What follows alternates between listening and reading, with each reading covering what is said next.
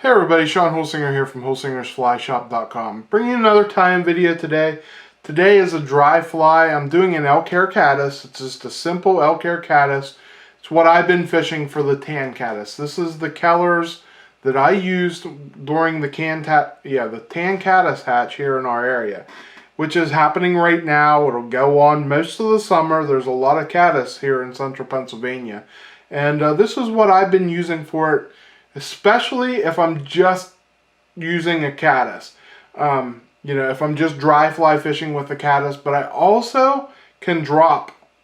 There's enough hair on this. I tie it big enough with enough hair that it'll float a nymph underneath it. But I'm talking like a 2.4 bead. I don't want to go any bigger than like a 2.4 or 2.5 bead, whichever kind you use.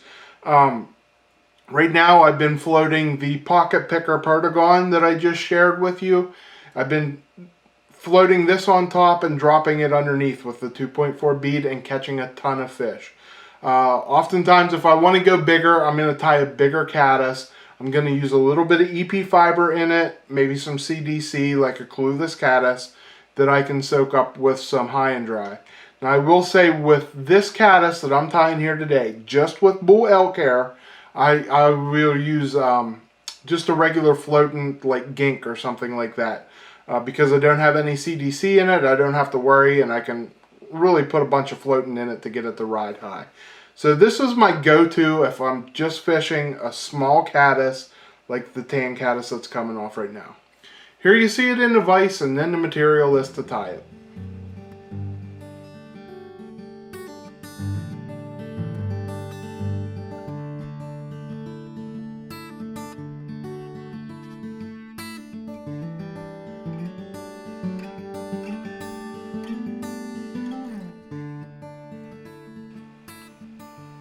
Okay, here you see the Tan Caddis in the vise. Really simple, and just the one or two little tricks to tie it and you'll be fine. Let's get into tying it. For a hook, I'm using a 419 Firehole hook. I like my barbless hooks, and I'm tying this on a size 16. For thread, I'm using some 140 Denier brown thread. And we're just going to start it on there by the head and wrap it back towards the back.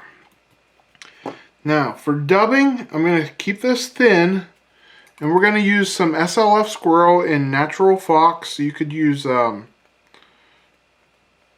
different things. You could, anything brown, light brown especially, is what I like to use for this Tan Caddis. And we're just going to put it on there thin, change the color of the thread.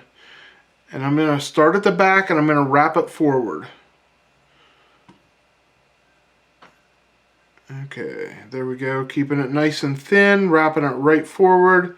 And I want to stop about a eye length and a half maybe behind there.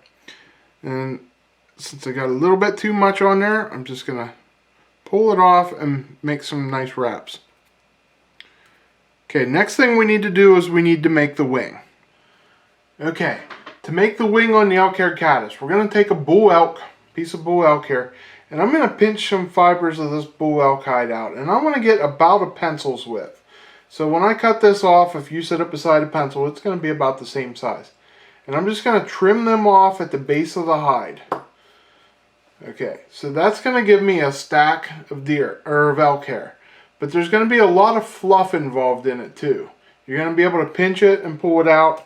What's nicer to do is I got a little Stonfo brush. It has Velcro on one end and a comb on the other. I take that comb, run the comb through it. It pulls that right out, the underdubbing in it. And I just comb that out, get all the under stuff out of it, and put it in my hair stacker. I got a big hair stacker that I use for elk, and I got a small one that I use for deer. So just kind of spin them around till I get them all in there. Pop them down in, push them down in there with your finger, and then beat it on your hand a couple times or the table, either one, and it'll stack them out with them tips right there nice at the end. So they'll all come out stacked as you see here now. Okay, now that I got them all stacked, I'm going to pull them out of my hair stacker, and you're going to see there all the ends are lined up. So we're just going to pinch those ends And I'm going to pull out the little bit of stubble there that's left in it. And then I'm going to sit those ends right on top of the fly. And you see where they're at. I want them right at the bend of the hook. So what I'm going to do is I'm going to lift them up just a hair, and I'm going to switch fingers. I'm going to switch hands with it. So now I'm still right above the bend of the hook, but what I'm going to do is I'm going to make one wrap just around the elk hair. There you can see. I just went around the elk hair. Now I'm going to take my thread and I'm going to pull it down right on top of the hook, and I'll pull it tighter, and you'll see that as I pull it tighter, you'll see it splay out like that. That's fine. And I just want to make a couple tight wraps, and then I'm going to grab all the front fibers here. I'm going to lift them up and expose that hook eye. So now I'm going to make some wraps right behind the eye and kind of push those fibers back a little bit with the elk hair. Now that they're pushed back, I can come in, stand them up, and I take my finger and pull them out of the way, and I'll do a whip finish here. Takes a little bit of practice to get onto, but it's nice leaving those fibers long so you can control them a little bit better as you do your whip finish. I'm going to put like 2 small whip finishes on it, and we're done with that. So we're going to cut that off. Now I'm going to bunch all these fibers up again and hold them straight out over the end of the eye. I'm going to come in with my scissors right on that eye and cut them off. Make a nice little head for this fly. So there you see I got a nice little head tied on the fly. Now you see, for the most part it kept all those fibers on top. If I pull them and tweak them a little bit, they're going to go right up on top of the fly. But there's going to be a couple stragglers on each side. So I'm going to flip it upside down in my vise. Get those stragglers out of the way. I've got a couple on both sides.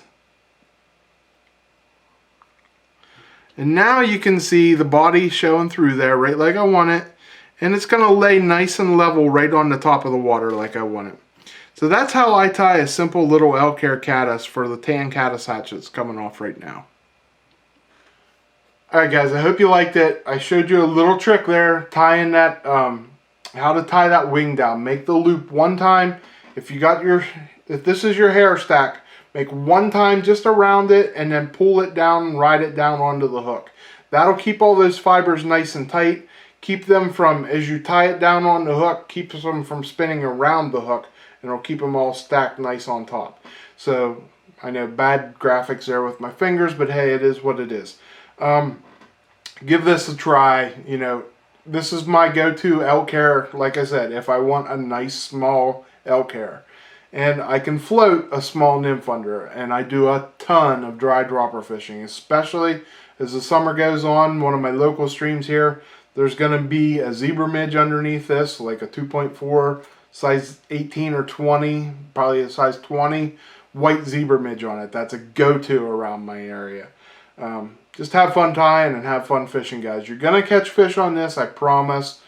And like always, guys, if you need any of the materials to tie this, head on down in the description. You can find the links to the materials, or head on over to our website at holsingersflyshop.com. So until next week when I bring you another video, and as always, thanks for watching them and taking the time to subscribe. I'm Sean Holsinger.